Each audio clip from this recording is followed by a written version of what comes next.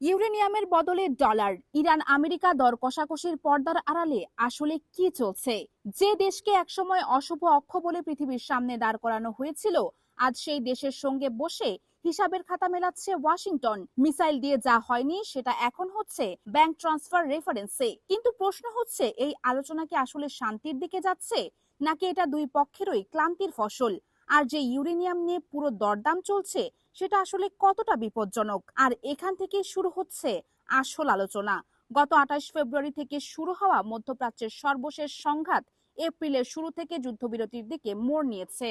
এখন ইরান ও যুক্তরাষ্ট্র চূড়ান্ত সমঝোতার আলোচনায় বসেছে। ইসলামাবাদে প্রথম দফার বৈঠক হয়ে গেছে 11 এপ্রিল।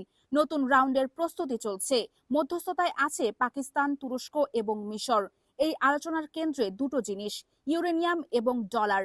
ইরানের কাছে থাকা উচ্চমাত্রায় সমৃদ্ধ ইউরেনিয়াম আমেরিকা চায় নিষ্ক্রিয় করতে। বিনিময়ে ইরান চায় বছরের পর বছর জব্দ করে রাখা তাদের অর্থ ফেরত। কিন্তু এখানেই বিষয়টা আরো জটিল হয়ে যায়। ইউরেনিয়াম এমন একটি মৌল যা দিয়ে বিদ্যুৎ উৎপাদন করা যায়, আবার শহর ও মাটিতে মিশিয়ে দেওয়া যায়। পার্থক্য শুধু সমৃদ্ধকরণের মাত্রায়। বিদ্যুৎ উৎপাদনের জন্য 3 থেকে 5% সমৃদ্ধ ইউরেনিয়াম যথেষ্ট।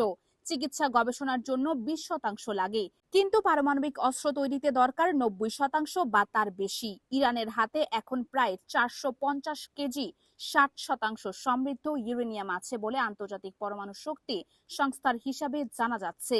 আর 60 থেকে 90% পৌঁছাতে প্রযুক্তিগতভাবে মাত্র কয়েক সপ্তাহ সময় লাগে। এটাই ওয়াশিংটনের মূল উদ্বেগ। ইরান এখনো পারমাণবিক বোমা তৈরি করেনি, এটা সত্য। কিন্তু তারা এমন একটা জায়গায় পৌঁছে গেছে যেখান থেকে সিদ্ধান্ত নিলে খুব অল্প সময়ের মধ্যেই সেই সক্ষমতা অর্জন সম্ভব। একে বলা হয় ব্রেকআউট টাইম, যা এখন সপ্তাহের হিসাবে নেমে এসেছে। এরপর সামনে আসে আরো গুরুত্বপূর্ণ তথ্য। ইরানের বিপুল পরিমাণ সম্পদ বিদেশি ব্যাংকে জব্দ অবস্থায় আছে। বহু বছর ধরে আমেরিকা ও তার মিত্ররা নিষেধাজ্ঞার মাধ্যমে ইরানের তেল বিক্রির আয়, কেন্দ্রীয় ব্যাংকের রিজার্ভ এবং বিভিন্ন আর্থিক সম্পদ আটকে রেখেছে। আমেরিকা প্রথমে প্রস্তাব করেছিল $600 কোটি ছাড় দেওয়ার, শুধুমাত্র খাদ্য ও ওষুধ কেনার শর্তে। ইরান সেটা প্রত্যাখ্যান করেছে। তাদের দাবি ছিল $2700 কোটি। আলোচনা এখন প্রায় $2000 কোটি কাছাকাছি ঘুরপাক খাচ্ছে। এখানে একটা গুরুত্বপূর্ণ বিষয় বোঝা দরকার, এই টাকা আমেরিকার নিজের টাকা নয়। এটা ইরানেরই অর্থ, যা বিভিন্ন নিষেধাজ্ঞার কারণে আটকে আছে। তাই ডলার দেওয়া কথাটা কিছুটা বিভ্রান্তিকর। বাস্তবে এটা হলো ইরানের নিজের টাকা ফেরত দেওয়ার শর্ত নিয়ে দর কষাকষি। ট্রাম্প প্রকাশ্যে বলেছেন কোনো অর্থ লেনদেন হবে না, কিন্তু একই সময়ে রিপাবলিকান সিনেটর লিন্ডসে গ্রাহাম নিশ্চিত করেছেন যে ট্রাম্প সরাসরি ইরানি কর্মকর্তাদের সঙ্গে ফোনে কথা বলেছেন এবং দরদাম করেছেন। আপনার কি মনে হয়, ট্রাম্পের প্রকাশ্য অবস্থান আর পর্দার আড়ালের কার্যকলাপ একই, নাকি দুটো সম্পূর্ণ আলাদা গল্প চলছে? এই ধরনের চুক্তি আগেও হয়েছে। 2015 সালে ওবামা প্রশাসনের সময় জেসিপিওএ যৌথ ব্যাপক কর্মপরিকল্পনা স্বাক্ষরিত হয়েছিল।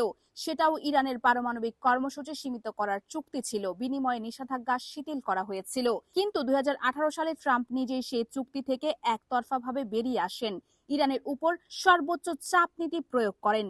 ফলাফল, ইরান আবার ইউরেনিয়াম সমৃদ্ধকরণ শুরু করে আগের চেয়ে অনেক বেশি মাত্রায়। অর্থাৎ যে ট্রাম্প 2015 সালের চুক্তি ভেঙেছিলেন বলে ইরান এই পর্যায়ে পৌঁছেছে, সেই একই ট্রাম্প এখন নতুন চুক্তি করতে বসেছেন। এই পরিহাসটুকু ইতিহাসের দিকে তাকালে কেউ এড়িয়ে যেতে পারবে না। বড় প্রশ্ন হলো, এই নতুন চুক্তিও কি একই পথে যাবে? পরবর্তী আমেরিকান প্রেসিডেন্ট কি আবার এটা বাতিল করবেন? ইরানকে এবার গ্যারান্টি ছাড়া চুক্তিতে রাজি হবে? আর এই জায়গাটাই এখন সবচেয়ে বেশি আলোচনায়। এই আলোচনায় পাকিস্তানের ভূমিকা অনেকের কাছে চমকপ্রদ। ইসলামাবাদে বৈঠক হচ্ছে, পাকিস্তান মধ্যস্থতাকারীর আসনে বসেছে। কিন্তু পাকিস্তান কেন? কারণ কয়েকটি। এক, পাকিস্তান ইরানের প্রতিবেশী, দুই দেশের দীর্ঘ সীমান্ত আছে, কূটনৈতিক সম্পর্ক আছে। দুই, পাকিস্তান চীনের ঘনিষ্ঠ মিত্র। চীন ইরানের বৃহত্তম তেল ক্রেতা, তাই চীনের স্বার্থ এখানে জড়িত। তিন, পাকিস্তান নিজেও একটি পারমাণবিক রাষ্ট্র, তাই পারমাণবিক আলোচনায় তাদের একটি ইনস্টিটিউশনাল আন্ডারস্ট্যান্ডিং আছে। তুরস্ক ও মিশরও এই মধ্যস্থতায় আছে। তুরস্ক ন্যাটোর সদস্য হলেও ইরানের সঙ্গে ব্যবসায়িক সম্পর্ক রাখে। মিশর মধ্যপ্রাচ্যের একটি প্রভাবশালী দেশ, যার আমেরিকা ও আরব উভয় বিশ্বের সঙ্গে সম্পর্ক আছে। এই তিন দেশের মধ্যস্থতা আসলে দেখিয়ে দিচ্ছে বিশ্ব রাজনীতিতে নতুন ধরনের কূটনৈতিক কাঠামো তৈরি হচ্ছে, যেখানে শুধু পশ্চিমা শক্তি নয়, আঞ্চলিক শক্তিরাও গুরুত্বপূর্ণ ভূমিকা রাখছে। আমেরিকা কেন আলোচনায় বসছে? এই প্রশ্নের উত্তর খুঁজতে হলে অর্থনৈতিক হিসাবটা দেখতে হবে। মধ্যপ্রাচ্যে আমেরিকার সামরিক উপস্থিতি বজায় রাখতে প্রতিদিন কোটি কোটি ডলার খরচ হয়। ক্যারিয়ার স্ট্রাইক গ্রুপ, যুদ্ধজাহাজ, বিমান, সৈন্য মোতায়েন, ক্ষেপণাস্ত্র প্রতিরক্ষা সবকিছুর খরচ আছে। ইরান আমেরিকার সংঘাতে আমেরিকার সামরিক অবকাঠামোতে যে ক্ষতি হয়েছে বলে অভিযোগ করা হচ্ছে, সেটার মেরামত খরচও বিশাল। একই সঙ্গে আমেরিকা ইউক্রেনেও সামরিক সহায়তা দিচ্ছে। তাইওয়ান নিয়ে চীনের সঙ্গে উত্তেজনা বাড়ছে, অর্থাৎ আমেরিকাকে একসঙ্গে একাধিক ফ্রন্টে সম্পদ বরাদ্দ করতে হচ্ছে। এই পরিস্থিতিতে ইরানের সঙ্গে একটি চুক্তি করে মধ্যপ্রাচ্যের একটি ফ্রন্ট বন্ধ করা অর্থনৈতিকভাবে যৌক্তিক। 2000 কোটি ডলার, যেটা ইরানেরই টাকা, ফেরত দিয়ে যদি যুদ্ধ থামানো যায়, তাহলে দীর্ঘমেয়াদে সেটা অনেক সস্তা। কিন্তু এখানে রাজনৈতিক হিসাবটাও আছে। ট্রাম্পের জন্য একটি ডিল দেখাতে পারা গুরুত্বপূর্ণ। তিনি নিজেকে ডিল মেকার হিসেবে প্রমাণ করতে চান। একটা সফল ইরান চুক্তি তার রাজনৈতিক মূলধন বাড়াবে। ইরান কি শুধু অর্থের জন্য চুক্তি করছে, নাকি এর পেছনে আরো গভীর কারণ আছে? এই পুরো পরিস্থিতিকে আপনি কিভাবে দেখছেন? ইরান কি আসলেই জিতেছে এই দর কষাকষিতে, নাকি আমেরিকা কৌশলে এগিয়ে আছে? আপনার বিশ্লেষণ কমেন্টে জানান।